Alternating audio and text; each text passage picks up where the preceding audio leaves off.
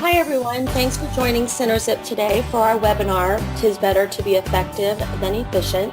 I'm Jill Hurston, the Marketing Director at CenterZip, and I'd like to remind everybody before we start that I am recording this session and everyone will get a direct link to the recording tomorrow once it's all posted on our website. So first of all, I'd like to introduce Todd Shipman. He is our VP of Software Development and he's going to be our moderator today. Todd, up to you. Hey, thanks, Jill. Well, hello and welcome, everyone.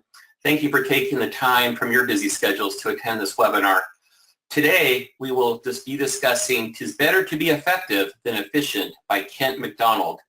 Kent will explore the difference between efficiency and effectiveness, and you'll learn 3 simple yet powerful techniques that he has found that can help teams be more effective, including building a shared understanding of the problem you're trying to solve, establishing clear guardrails for distributed decision-making, and measuring progress based on outcome, not output. Along the way, he'll share stories about how he has used these techniques and help you figure out when these techniques may work in your situation. You may be able to get faster and cheaper with efficiency, but in order to get better outcomes, you need to be effective. Today, we're fortunate to have Kent as a speaker. He is a writer and product manager who helps people deliver powerful internal products. He has IT and product development experience in a variety of industries, including financial services, health insurance, nonprofit, and automotive. Kent practices his craft as content creator at Agile Alliance and shares his ideas and experience at kbp.media. When not writing or product managing, Kent is the family's #Uber Sherpa and listens to jazz. Kent is author of Beyond Requirements, Analysis with an Agile Mindset, and co-author of Stand Back and Deliver, Accelerating Business Agility. As far as logistics goes today, while the presentation is underway, please feel free to ask questions and I'll bring them up at convenient pause points during the presentation. If he can't answer your questions during the webinar, somebody from CenterZip will promptly follow up with your responses. With that, take it away, Kent. All right, thanks, Todd. Thanks, everyone, for joining us today or this evening, depending on where you happen to be in your part of the world. I'm excited about talking about this particular topic today. It's kind of been a little bit of a mission of mine as of late to help people start thinking about going beyond just efficiency and really looking at effectiveness. And a lot of that has come as a result of playing in the Agile space for as long as I have. And one of the things I found is that as I've worked with organizations wanting to adopt Agile and been part of organizations wanting to adopt Agile, it always seems like there's a certain thought or a certain assumption or a certain expectation that they have that when they adopt Agile, they're going to be able to be in a position to do their things in this fashion, effectively better, faster, cheaper. A lot of times when I ask leaders of organizations why they're adopting Agile or why they chose to go with Agile, although they don't always say these exactly, this is usually what they kind of point to through what they're discussing as far as why they chose to do it. And it certainly makes sense that with today's ever uncertain, changing climate that's speeding up, you certainly want to be able to make sure that you're able to satisfy the needs of your customers as quickly as possible and do it as good as you can. The trouble is that expecting better, faster, cheaper just from implementing Agile might actually be putting some unfair expectations on top of that particular mindset. So it turns out Agile, when it was originally applied to software development in terms of Agile software back in 2001, was really the outgrowth of an intent to attack and deal with some very specific problems that were generally faced by software development teams. So the 17 folks that got together to do the Agile Manifesto, they were all software developers. Well, there were 16 software developers and a tester, if I remember correctly. But they were really looking at solving software development issues. And what ends up happening is that if teams can go along and do some of the things that those folks were talking about, it certainly is possible to get some of these things done, but maybe not necessarily all of them. And a lot of it occurs depending on how that organization chooses to start. Now, if you got an organization that says, we're really into this, we're doing it from a strong technical background, we want to make sure that we're adopting all of those great engineering practices that are wrapped up inside of extreme programming, chances are they're going to be able to do things a lot better than maybe they were before. However, some of those things, such as test-driven development, might actually slow their teams down a little bit as they start doing more testing than they had been doing before. So the faster and the cheaper may not come alongside it. In other cases, organizations use Agile as a way to cut out all of the extra, or a lot of the extra overhead from a process standpoint that they might have had before. Organizations adopting Scrum will often kind of go that route depending on where they were coming from before, especially if they had a fairly large, heavyweight software development lifecycle beforehand. So often can be easier for them to do things faster and cheaper because they were getting rid of extra processes they didn't need to do. The better may or may not come along with it. Certainly if they then choose to adopt a lot of the engineering practices, that can happen. But at the end of the day, they still face a problem that they might be delivering all of the things that they were working on, maybe doing all three of these things, but the one thing that they probably don't tackle, and this is something I've seen in most organizations, whether it's product development, whether it's internal IT, what have you, is that they always keep trying to do the same amount of stuff. And I have yet to run into an organization where people were saying, you know what, we don't have enough to do. It's usually quite the opposite, where they're saying, we have so much stuff to do. We adopted Agile thinking that was going to be able to help us out. And we are able to get things done, but it still seems like we're still working a lot of things and we're not always sure if those are the right things. My friend Jeffrey Davidson, a couple years back, really kind of got this problem to its core when he made this comment. And again, this is from an internal IT perspective, which is a lot of where my background comes from. What he basically said is that we've done this to ourselves. We've been teaching our business partners how to be bad customers because we find every way possible not to say no. And what I mean by this is that we always seem to try and make ways to get things done, get everything done that folks ask for. And on the surface, that looks like that's a good route to go. It certainly makes sense. You want to satisfy the people that you're working with inside your organization. But the trick is that not everything everyone asks for is absolutely essential, is absolutely necessary, is even a good idea. But yet, IT organizations, and I can certainly vouch for this for a lot of the organizations I've been with, we haven't done ourselves any favors.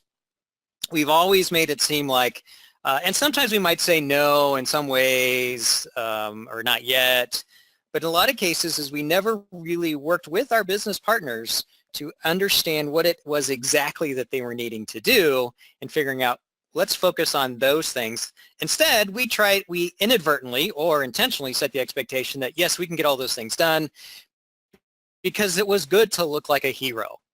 So oftentimes you'd have people making commitments that, sure, we can get all of these things done. This especially happens a lot during the budgeting cycle. And then they go back and say, how are we going to get all of this stuff done? And then what happens after a while is that the expectation just starts to grow that, oh, they've always been able to do it before, they're going to keep doing it. Or on the other hand, what happens equally as likely is that IT starts to get a bad reputation because they aren't able to deliver. And part of it is because the expectations weren't set up in the beginning. So facing that type of challenge, I often then think of this particular quote from Peter Drucker. And this is effectively what effectiveness, it is the definition of effectiveness. What I'm really looking at here is that we can adopt all of the techniques and practices in software development we want to, but until we start applying them to the right things to do, we might be efficient, but we're going to efficiently produce a lot of things in the wrong direction, or we're going to efficiently wear our folks out because we're trying to do too much. So I think there's a lot of value in actually trying to be effective by focusing on what are the right things. And in my view, the right things are what are the things that are best suited to help us satisfy the needs of our ultimate customers, those people who buy products and services from our organization. So let's take a look and see how you can be effective. And there are a lot of ways to do it. I have found that these three things here are very helpful in getting you to be effective by helping you to hone in on what it is you're trying to do and understand what that is and focus on those things. So I've gone to referring to these as the 3 habits of highly effective product people. What I'm going to do for the rest of the webinar is talk about 3 simple tools that I've found that helps me do each one of these things. And I've used these in practice. I've shared them with a lot of other folks. Again, these are very simple when you look at them, and that's intentional because I found that the more complicated some technique is, the less likely it is going to be used. So I look for things that are simple. I look for things that really facilitate conversations to help you accomplish something. In this case, it's how to be effective. So the 3 things are, one, you want to build a shared understanding. You want to make sure that everybody who's working on something, be it a product, be it an internal product, be it some initiative, all have that shared understanding about what it is we're trying to do. More importantly, what outcome are we trying to reach? You want to be able to provide guardrails for decision making. I am a big believer that the most effective way to make decisions is to get the decision-making responsibilities spread out throughout the organization. Have the people that are closest to the work, that are going to be most likely to have all of the relevant information, be the ones to be in a position to make a decision. And while that seems great, you got to balance that, because you got to make sure that they're making decisions that are aligned with what it is you're trying to accomplish as a team, as a part of an organization, as an organization overall. So there's this technique called decision filters that leaders of organizations can use to not be responsible for the decisions themselves, but provide useful, actionable guidance for the people that actually are making those decisions. And finally, because measurement is a very important thing, you can't manage what you can't measure, I'm going to suggest that we might need to change what it is that we're measuring to especially help change the focus from efficiency, which is a lot of what our measures look at today, to effectiveness. Are we working on the right things? Are we having the right impact on what it is we're trying to do? So you want to measure based on outcome, not output. So real quick before I go on, I want to explain what I mean by outcome versus output. Outcome is the change you're trying to make in the world. It's the need of the customer that you're trying to satisfy. It's ultimately, why is it we're doing this particular thing? Output, on the other hand, are all the things that you actually work on to make that happen. Output is software. Output are requirements. Output are tests. Output are any kind of documentation you put together. Output are generally the things that we measure today. And I'll talk a little bit more about that here in a little bit. So let's look at that first one, building shared understanding. And again, this is where you want to make sure that everyone involved with an initiative, involved with working on a product, all have the same understanding about ultimately what that outcome is that you're looking for. But in a little bit more detail than that. And so a technique that I've found very helpful to get that shared understanding created from the beginning is called the problem statement. And I'd like to tell a little bit of story about how I first used this. So a lot of my career has spent helping teams either adopt agile or and a lot more of it has been focused on helping teams to get a better understanding about what it is they're working on. So a lot of requirements, a lot of work with product owners, product managers, things of that nature. So a couple years back, I was working with this one team that was working on a initiative to change the system that their company used. It was an insurance company that their company used to pay their agents. So it was a commission systems project. And so there were 11 people that were working on this, both from the IT perspective and from the business unit that was responsible for doing agent commissions. And so they'd been working on this project for about 6 to 8 weeks already. And my main role was to help them adopt agile practices. But I wanted to get a better sense of what their initiative was actually all about.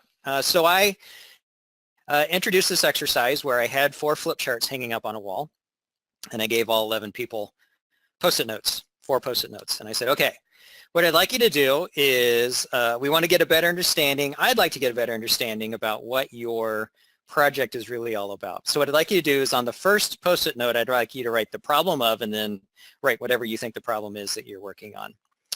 The next sticky note, I want you to write effects, and then who does this affect? Who are the stakeholders? The third one, write the impact of which is, and so for those people that are affected, what is the impact to them of the problem that we're trying to address? And then on that fourth sticky note, I want you to write down some characteristics of a successful solution. Now, it's important for this one that you're not actually describing the solution, although people will be tempted to do that. But I want you to just kind of say, what would be some good characteristics? How do we know we've been successful? So I gave everybody that little bit of marching orders, had everyone write them out, and then one by one, we had everyone read off their Post-it notes and stick each one on the appropriate flip chart. As it turned out, remember there were 11 people in this discussion, been working on this project for 6 to 8 weeks already. Each one read out their set of Post-it notes, and what we came up with were 11 different perspectives about the problem they were trying to solve, ranging from, oh, we're just making some tweaks to the commission system to make sure that it's easier to maintain, all the way to we're going to completely overhaul how we are paying our agents commissions. Now, I hadn't sensed before that there was that wide of a disparity in everyone's understanding about what this project was supposed to accomplish. But it was a great tool to find that out. And the look of either realization, resignation, or horror, depending on who you're looking at, on the faces of the people in that room led me to believe that this is a great exercise. It's something that all teams should do, preferably at the beginning of when they start working, but it's still a valid thing to do even after they've been going, to identify we've got some disconnects here. So the next thing we did, now that we had pointed out the fact, and we did discuss this a bit, that, okay, we've got a disparity as far as what it is we're trying to accomplish. It's then a matter of walking through each of those 4 flip charts. So I had the entire group start at the problem of, and they couldn't leave there until they agreed to what the problem was, and then they moved on to the next one, and so on through all 4 flip charts. And that process took about a half hour to an hour. And I honestly can't remember what the resulting problem statement was that they ended up with. But what I do know is that after that exercise, everybody had a much clearer understanding, a much clearer idea of what the problem was that they were trying to solve after those conversations than before. Another thing they did is they kept that problem statement, they wrote it up on a flip chart, and they would refer back to it when they were having discussions to determine, for say they were talking about, hey, should we be doing this thing or not? They always had it available to them as something to refer back to, to say, well, does it help us meet this? And in effect, it ended up kind of acting as a decision filter, which will be the next thing I talk about. So the problem statement here, again, the power behind this, again, it's a very simple exercise. The power behind this is to get that shared understanding explicitly stated. And first of all, to identify whether or not it exists to begin with. You may find out as you do this that when we do come to an agreement about what is the problem we're trying to solve, that might also, the conversations might also help people to believe, does this really make sense to do this or not? A more recent story that reminds me of this is I was talking to a friend of mine who's started working at a new company, and he was describing he was working on a new project. He'd been asked to put together a business case. He started explaining the situation, and he indicated that as he was trying to come up with the numbers to justify why this thing would be a good idea, he said it doesn't make sense numerically. I can't, what they're trying to do is they're trying to make some system changes, but it looks like they're overstaffed. It may not actually be the real best way to solve the problem. And one of the things I suggested to him is well, you might want to have a conversation around the problem statement to make sure that everybody agrees what it is we're trying to solve. Because oftentimes what happens is people get involved in initiatives, and it's kind of the airplane magazine case where someone sees a fancy new tool or a fancy new solution and says, hey, we got to have this. And they don't think about what problem it is they're trying to solve. So another thing with this technique it does is it actually drives the thought process to say, what is it that we're trying to solve here? Make that explicit so it can help guide decisions going forward.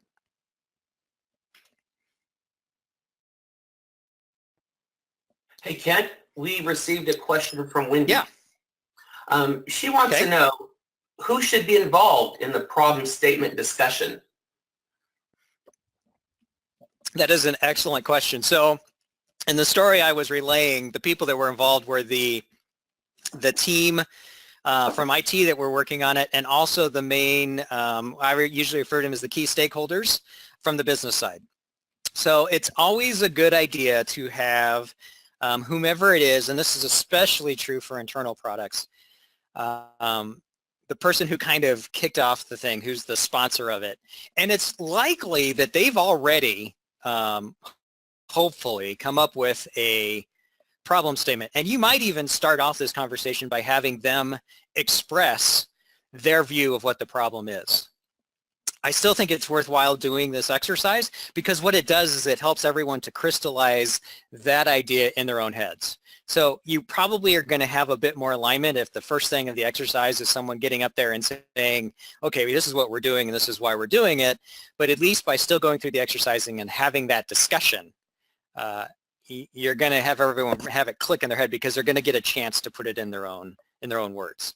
So certainly the people working on it that are ones building the solution, but then also key stakeholders from in case of internal IT, the business side. If it's a product type situation, certainly people from product management would be involved, as well as other key players from the organization, potentially even some customers, depending on the nature you have with your customers that would be influencing what it is you're trying to do. So you want a group that has a good range of perspectives involved in that discussion. Very good. Okay. All right.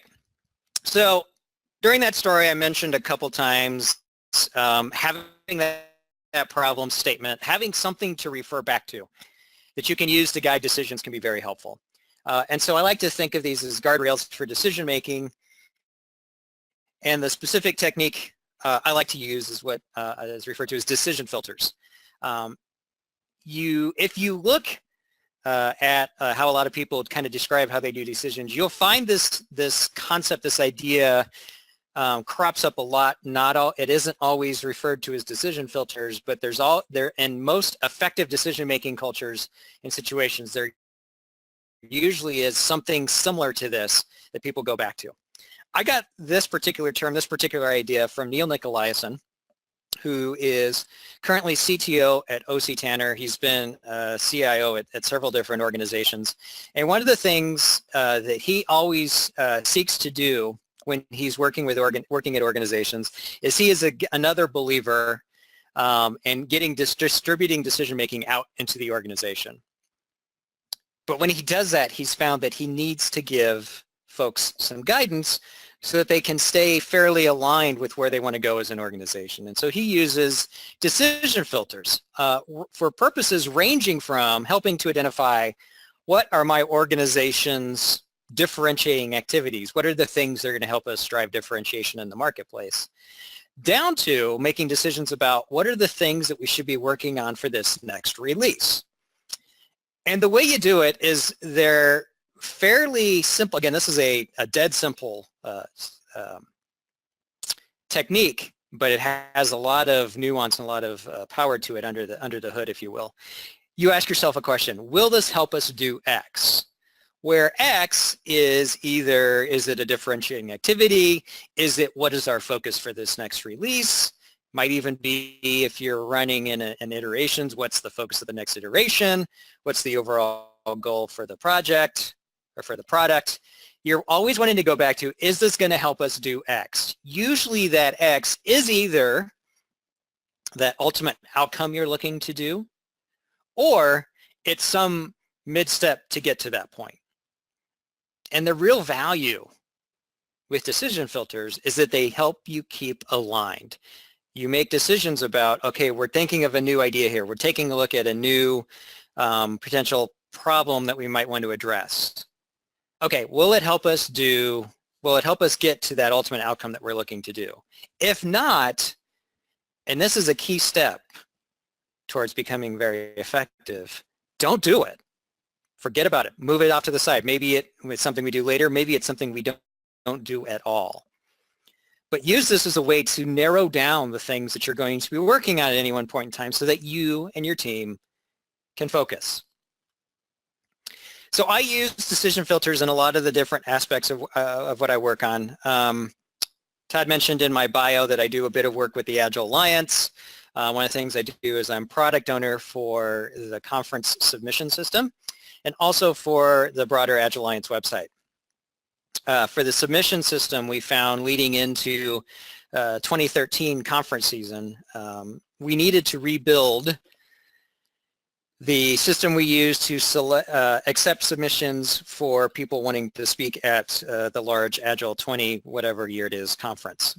So to give you a little bit of background if you're not familiar with it. So this conference, it's around 2,000 people. The process we use to build the program, we accept proposals from the community, and we have a group of about 80 to 100 volunteers who review those proposals, provide feedback, and then ultimately make the selection of the program. So theoretically, it's a community selected program based on what people have submitted. Say, hey, I think I've got a story to tell here. I think it would be worthwhile, so on and so forth. As we were entering into the preparatory season for Agile 2013, the system we'd been using before had gotten too brittle. It was no longer salvageable, kind of like if you've worked in an IT organization where you have legacy systems where support has run out for it. You can kind of relate. So we needed to go and we needed to do something about that. We looked at our different options and we chose we're going to rebuild it from scratch. But because we kind of realized this and came to that conclusion and got all the things lined up a little bit late in the game, we had to be very cognizant of how much of our time frame, because we want generally to start accepting submissions around the first part of December, and we really got the team lined up and everything about the middle of October to do this. So one of the first things we did is we identified what is our first decision filter that we have to identify what's the things we need to absolutely have done by the start of December in order to keep moving forward, but it's realistic that we're not killing ourselves trying to get this built. And so our first decision filter for that ended up being, will this help us accept session proposals? And so that was the filter we used to decide as we were looking through whether or not we should work on something during that time frame or not. And it helped us to say, okay, it's not directly leading us towards accepting session proposals. We're not going to worry about it right now. And so that was very helpful to quickly make decisions about what was in and what was not. And it was also good because everybody involved with the effort knew what the decision filters were. So it wasn't any nefarious decision-making by me behind the scenes saying, oh, I just don't like that idea, so I'm not going to do it. It was very clear, this doesn't align with that filter. We need to hold off on it. Another place that I've used this at a little bit broader scale is with the Agile Alliance website, where we're kind of in a perpetual state of doing things to it, as you would expect with all websites. And one of the things that Agile Alliance has is a set of value dials. So an example, one of their value dials is, will this provide benefit to our membership? And there's 3 or 4 value dials. And so one of the things that I'm doing is I'm kind of plotting out what are we going to be working on for the next 3 months or so, kind of a road mapping exercise. I push everything up against those value dials, and if it's something is there that doesn't fit into one of those value dials, we don't do it. The other place where the decision filter helps is it helps us to figure out how should we approach it, or should we do it in a specific way. So that's another very useful way that the decision filters can be very helpful. They're extremely helpful when you write them out and post them where everybody working on an initiative can see them, so that everyone has, again, a shared understanding about what are guiding our decisions about one thing or another.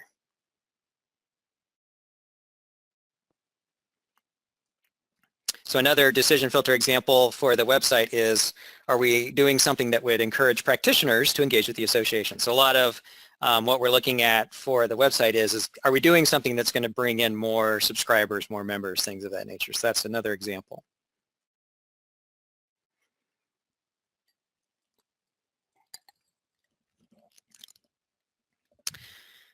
The third thing that we want to do, and this is kind of a way of tying it all together, is in general, we want to focus more on outcome than output.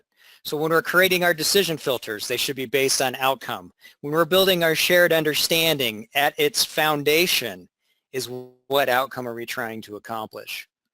And when we look at measurements to help us determine, are we being successful? Do we need to keep going, or can we stop? It's better to base it on outcome, not output. So I described what I meant by outcome and not output before. Let me explain real quickly why you don't necessarily want to measure things, especially based progress and success based on output. So today, a lot of teams, if they're doing Agile, chances are they are paying close attention to their velocity. They're paying close attention to how many story points they've completed in a sprint. They pay a lot of attention to things like burn up charts, burn down charts, and things of that nature. All of those are measures of output. And while they do give you some sort of indication about how you're progressing and how things are going, the one thing they don't provide is any idea of context. So one of the things that I have learned about metrics and measurements, and I'm sure a lot of you have as well, is that you got to be careful what you measure, because that's what you're going to get, and because any measure you come up with can be gamed. So if people find out and realize that they are being measured based on their velocity, or they are being measured based on their burn-ups or burn-downs, they are going to take steps to make sure that those things look as good as they can. And those steps may not necessarily directly coincide with successfully completing the project in terms of delivering the outcome you're looking for. You might have teams that work on things that are easy to do to show progress, but you may find as you get further into the effort that you've worked on all of the wrong things. So in this section, I'm actually going to show a couple of things that you can use to try and get more towards focusing on outcome-based measurements. And if you can't get all the way there, a way that you can get at least a little bit more context about how things are going. So in order to measure outcomes, you need to have some quantitative way of making that happen. And I will be the first to admit that one of the reasons that a lot of teams and a lot of organizations primarily measure things based on output is because it's easier. But that doesn't necessarily mean that it's the best thing to do. So what you want to do if you want to try and get to outcome is start thinking about what business objectives can we use to tell us if we're making the right progress in the right direction. So I have an example here of how you might going about doing that. And one of the things that I've also found is that it's helpful to lay out some attributes about those objectives so you can have a conversation about those and again get to a clear shared understanding about what it is you're trying to do. I also think it's helpful to kind of differentiate when we say goals versus objectives what those two things mean. So a goal is basically a statement of what outcome you're looking for. And so the goal here is we're wanting to encourage practitioners to engage with the association. So this is an example from Agile Alliance. And then when we look at objectives, these are the quantitative things that we're looking for that tell us whether or not that's happening. And in some cases, you can come up with objectives that are very easy to measure and that you can see the results immediately. In other cases, there are things that you have to wait for whenever you make changes, wait for things to percolate a little bit before you can tell things out. So you have to kind of gauge that. But the premise here with these objectives is you first describe what it is that you're looking for, how are you going to measure success, and then incorporate that into your development process in such that says, again, thinking in terms of things, thinking in terms of software development as a more of an experimentation and hypothesis testing, you say, we think that if we do this particular thing, if we incorporate this type of functionality, the end result is going to be that we're going to bring in new members. So you make that change, you release it out into the wild, and then you measure the results. So when you're trying to come up with your objectives, I have found that talking about these types of attributes, and I got these from Tom Gilb, can be very helpful. So basically you want to know what's the name of the objective, and although it might seem a little bit pedantic, it's very helpful to make sure that again everyone has a clear understanding about when you say new and renewed memberships per month, what do you mean by that? So actually discussing what this means can be very helpful. That's where the units and the method come into play to talk through when we say new and renewed memberships, here's actually what we're looking at. And then you have some expressions of what the objective should be. So you have a baseline, so that's where you're at right now. You have your target, so effectively that would be saying if we get to this point, we can declare success, mission accomplished, and move on to the next thing. You also have a constraint. So this is the number at which you're trying to avoid. Chances are you might do some things that might for a little bit go under the baseline depending on what it is you're measuring and what it is you're doing.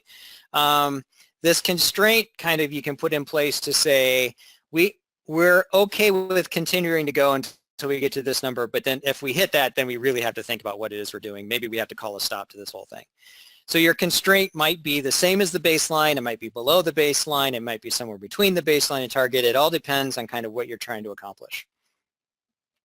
The key thing with these things is that it gives you a chance to have a discussion with your team to say, what are we measuring and how do we want to do it? And then again, if you're able to come up with these, you only want one or two. You don't want a whole bunch because then the objectives might start working counter to each other. You use those as a gauge to say, so we make changes, how are things going? Are we getting successful?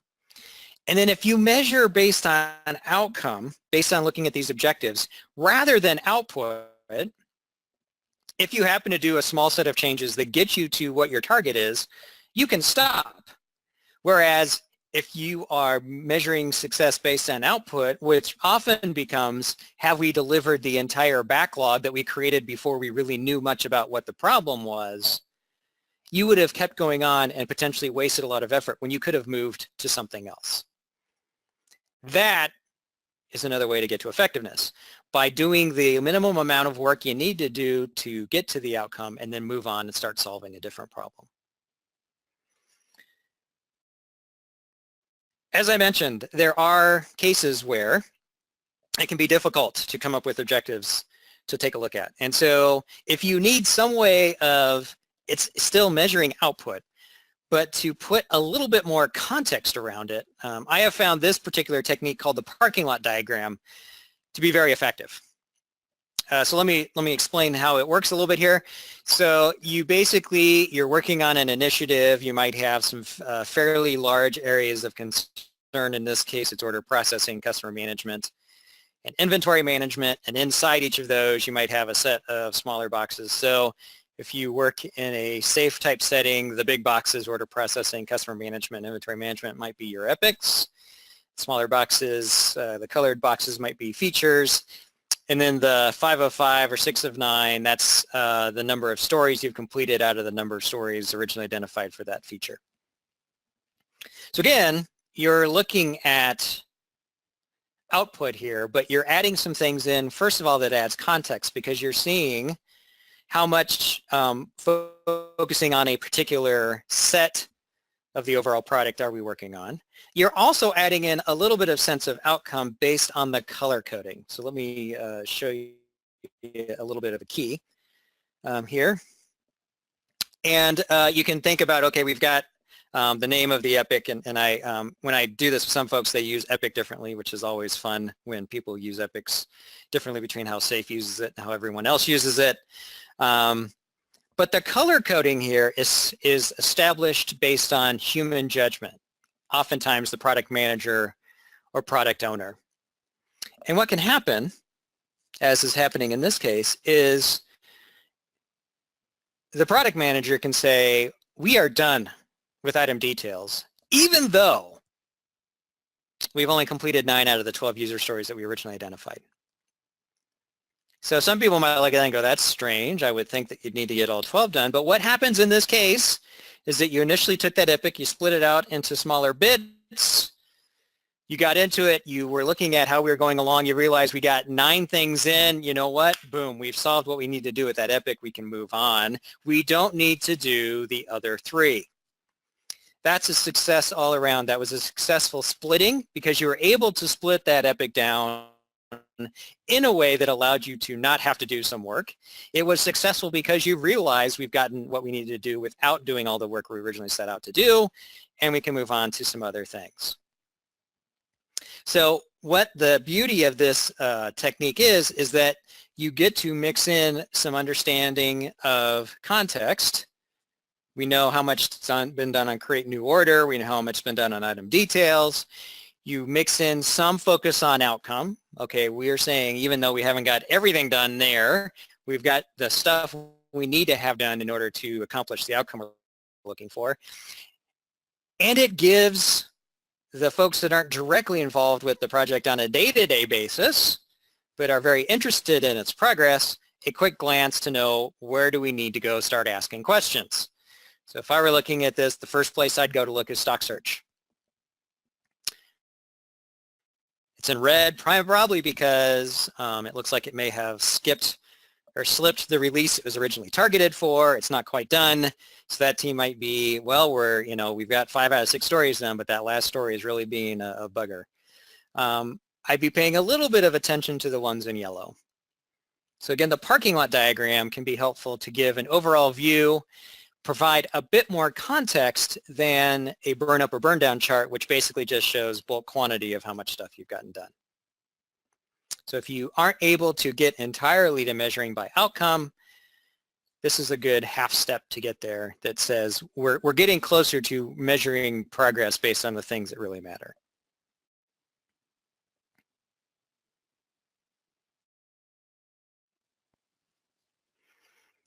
So those are the 3 main things that I think are important to focus on in order to be effective. So if you remember nothing else from this webinar, I want you to remember these 3 things. Again, in order to be effective, you got to start off by having a shared understanding about what that outcome is that you're looking for. Push decision-making out into the organization, but don't leave them out hanging to dry. Provide them some guardrails for making those decisions. And then if you're looking to measure success and progress, find ways to do it based on outcome, not output. Real briefly, I want to mention the photos that were included in these slides. I get them from a site called Unsplash. It's a royalty-free site, so just like to make sure that those folks get their credit. And again, you'll be getting a recording of this. I have on my site at the URL listed down there, I have a bunch of other resources that go along with this, including technique briefs that go into a little bit more explanation about how to do things like the problem statement and decision filters. A lot of this is also discussed in my book, Beyond Requirements, which came out a couple of years ago, which would be great if you take a look at. If you have any questions that you'd like to follow up, there is my contact information and my Twitter handle at BeyondRex. And I believe I'm going to turn it back over to Todd.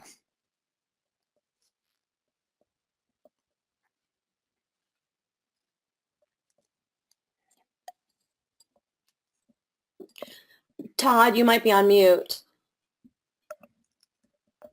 Yes, I was. Thank you for that. Hey, Kent, thanks again for that presentation. It was just wonderful with your insights into effectiveness. And we have now come to the end of this presentation, and I encourage you to send questions in now if you haven't already done so. While we wait, I would like to give you a quick overview of CenterZip, who sponsors this webinar. Can you advance the slide, please? Thanks. So we are a US-based dual shore software product development partner. Using agile methodology, CenterZip typically helps venture-backed technology companies expand their engineering teams in a capital-efficient manner.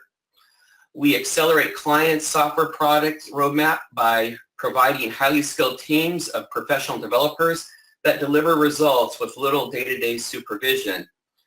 And our developers have vast experience with cutting-edge technology expertise such as big data, analytics, mobile, cloud, DevOps, etc., at 50% lower cost that is typically found with a US-based team. Next, please.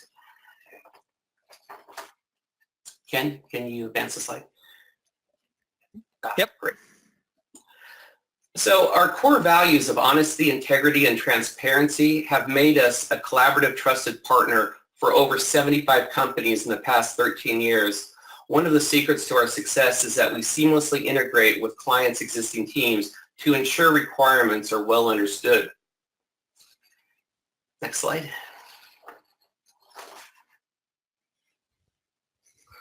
So if you have any development needs or want to follow the latest software development trends, please connect with us on Twitter, LinkedIn, Facebook, or come over to our website at centerzip.com. And then the next slide. So next month, please join us for How to Be an Official Agile Transformation Catalyst, presented by Damon Poole, founder of Nexel. And we've come to the end of my advertisement, and we've received some questions from you that Kent is ready to answer. So let's fire away here. So Kent, the next question that we received today is from Bob. Bob's asking, isn't it possible that using decision filters focused solely on new functionality drive you to not fix technical debt or bugs? Yeah, so one of the one concern that you might have is because those decision filters tend to focus more on what new changes are we trying to do, that would always drive us to say, well, if it doesn't, if this thing doesn't help us move towards that, we probably shouldn't work on it. There's a couple ways with that. Sometimes what teams will do is they actually will have more than one decision filter, although I don't encourage you to have a whole slew of them, because then again, things might start conflicting. But you might have kind of an overriding filter that says, we want to make sure that you might go the full extent and say, we're going to make sure we don't have any lingering bugs or things. So every time we kind of are relooking at what we're going to be working in our backlog, we might clear the decks. Or it might be a matter of teams might still go the route of saying, we're going to apply the decision filters to a certain percentage of our overall capacity, but before we do that, we're going to have agreements that says 25% of our capacity is always going to be focused on things like technical debt and bugs, and then for that 75%, that's where we'll use those decision filters to determine what goes into that 75%. It all really depends on the situation your team is facing as far as how much technical debt and bugs you face. Of course, on a longer term perspective, what you want to do is take steps to make sure you don't have a lot of technical debt or bugs or things of that nature. Very good. And Kathy wants to know, what is an example of scope agreement expressed as an outcome as opposed to a list of scope items? So one of the things that I run into, especially when you have people that are facing kind of a fixed time, fixed scope, fixed budget, is it can be in a world of hurt there. But what I also encourage people to do is to say it might be helpful that if you were to, as you're coming to an agreement early and saying, we will be successful when, oftentimes what they express that scope is in terms of a list of backlog items.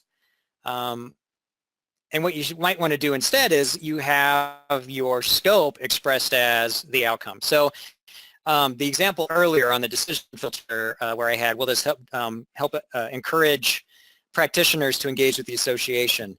That might be the agreed upon scope. Our scope is to encourage participants or practitioners to engage with the association. It might even be the objective you come up with. So we're going to increase the number of practitioners that engage with the association as measured by what have you.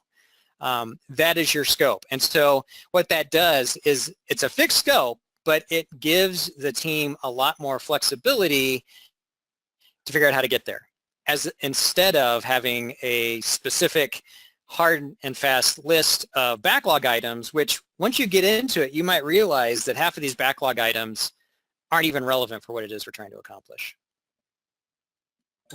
Okay. And Jonathan asked, how do you overcome the issue that it sometimes takes a long time for work that you deliver have an effect on your objectives? Yeah, so in some cases, you can create changes that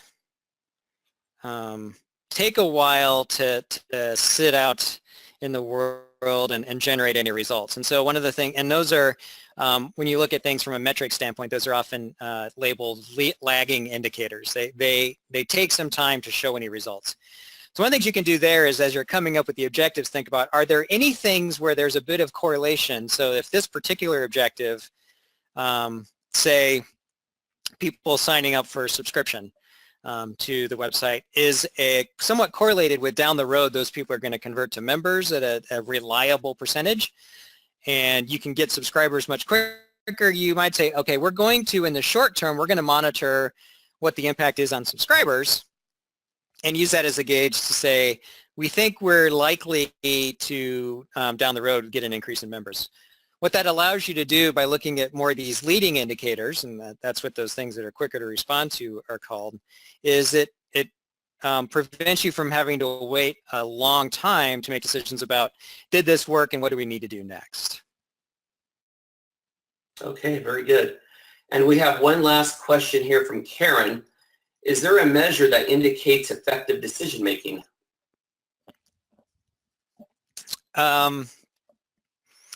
So that's one of those kind of interesting things that you have to, and the route I would suggest you go with that is to ask yourself why you're looking to measure that, to start off with. And then my other suggestion is that that's probably kind of an input into making sure you're getting to the outcomes you're looking for. So I don't know whether or not you need to directly measure whether or not you're making effective decisions so much as, are we making the progress we need to do to make to the outcome? So yes, it's helpful to measure things to know where you're at, but sometimes you have to balance, is it worth the effort trying to come up with a measurement for that particular thing, or can we see the overall outcome as a gauge to tell us how well we're doing in a part of what it takes to get there? Makes sense. Okay, well, that's the end of the questions that we have for today. And once again, I'd like to thank Kent for a spectacular presentation and really well thought out answers to your questions. And of course, thank you, the audience, for participating and submitting these awesome questions. Have a great day.